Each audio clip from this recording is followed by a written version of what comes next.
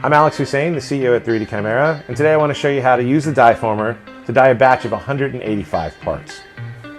Inside the die former, you're going to find everything you need to get started.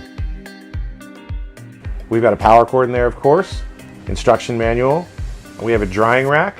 We have a custom parts basket. It's exactly 16 inches by 8 inches by 4 inches. Over 500 cubic inches of space for all your parts. And our custom formulated die that works perfect in the system. To get started with the die former, first you want to place your parts basket inside the tank, and you want to fill with water right to the top of the parts basket. We're going to pour in our die, and you want to hit the start button to run through a single preheat cycle. After the preheat cycle, you're ready to start dyeing parts. To dye your first batch of parts, you simply open the basket, add your parts, place them in the tank, hit the start button, and come back in an hour. The die former was designed to take the guesswork out of dyeing parts in our one-button operation.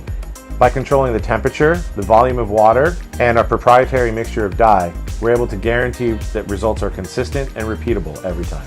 The die former is available today on the 3D Chimera website. That's 3dchimera.com.